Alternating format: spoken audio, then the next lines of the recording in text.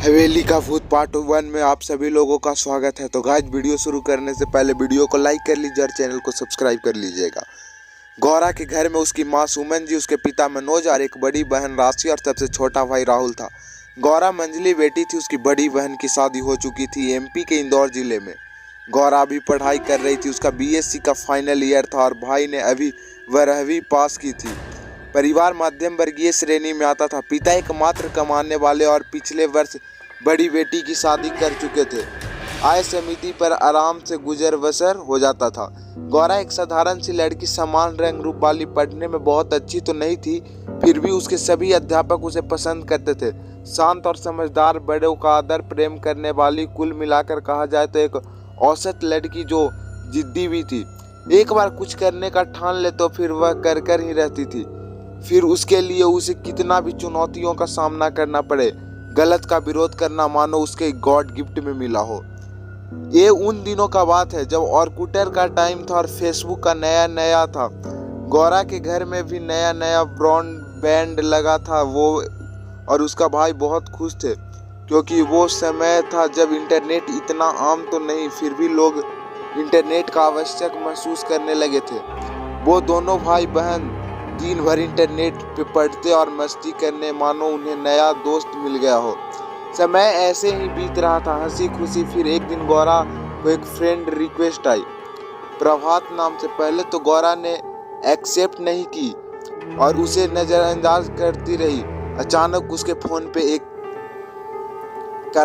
अनजान नंबर पे उसके कॉल उठाई तो सामने आवाज आई, मैं प्रभात बोल रहा हूँ, तुम मेरी फ्रेंड रिक्वेस्ट क्यों एक्सेप्ट नहीं कर रही? गौरी डर गई तो समझ नहीं पा रही थी आखिर उसे नंबर मिला तो मिला कैसे। फिर उसने कुछ ऐसा बातें बताई जो गौरी के घर वाले ही जानते थे। वो और डर गई। खैर, बातों का ये सिलसिला यूं ही चलता रहा। धीरे धीरे गौरा को प्रभात से बात करना पसंद आने लगा। गौरा घंटों प्रभात से बातें करती, दोनों बहुत अच्छे दोस्त बन गए थे। प्रभात गौरा को बहुत स्पेशल फील करता और गौरा को प्रभात आदत पड़ गई थी। गौरा सब कुछ प्रभात से शेयर करती। समय बीतता गया और गौरा के बीएससी फाइनल ईयर का एग्ज़ाम आ गया। गौरा का मन अब पढ़ाई में नहीं लगता था। उसके आने वाले बदलाव उसके घर में सबको हैरान कर देने वाले थे। शांत गौरा अब बदतमीज और सबको जवाब देने लगी थी। उसके कॉलेज में सभी शिकायतें आने लगी थी। गौरा अक्सर कॉलेज में गायब हो जाती थी और कॉलेज जाती भी तो क्लास में नहीं जाती। एक दिन की बात है, गौरा क्लास चल रही थी और गौरा पीछे बैठकर कुछ बड़बड़ा रही थी और हंस रही थी, मानो किसी से बात कर रही हो। टीचर मिस मारिया का ध्यान अचानक उस पर पड़ा तो उन्होंने गौरा से पूछा, किससे बात कर रही हो गौरा? पहले तो गौरा ने उन्हें अनसुना कर दिया। उससे बालों को एक लट से उसका चेहरा ढका हुआ था।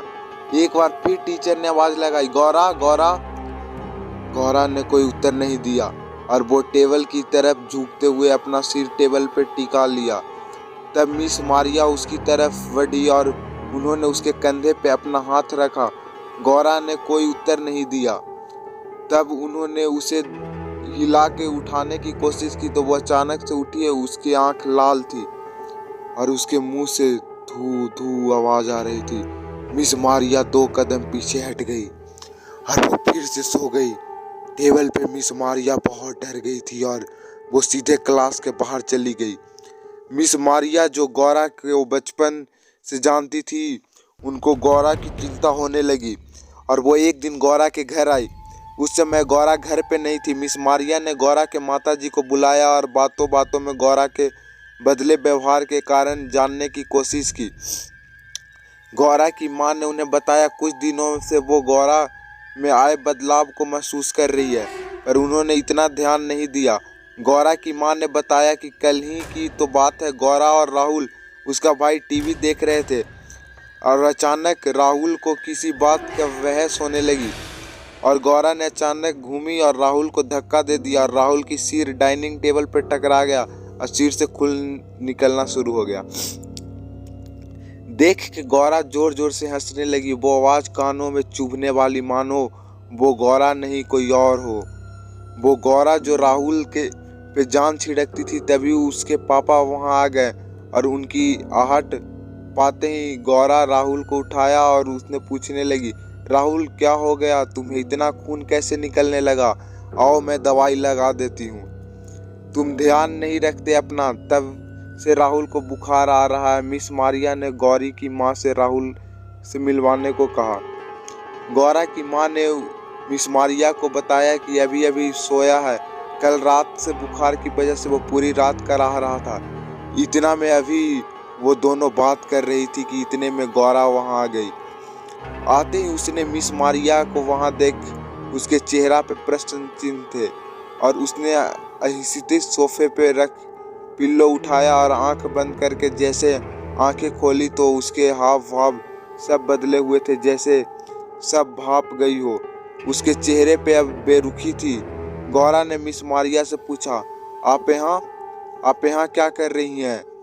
मिस मारिया ने मुस्कुरा के उत्तर दिया, तुमसे ही मिलने आई थी। कुछ दिनों से तुम कॉलेज नहीं आ रही थी, तुम्हारी फाइनल्स भी पास आ तो सोचा तुमसे मिल लाऊं।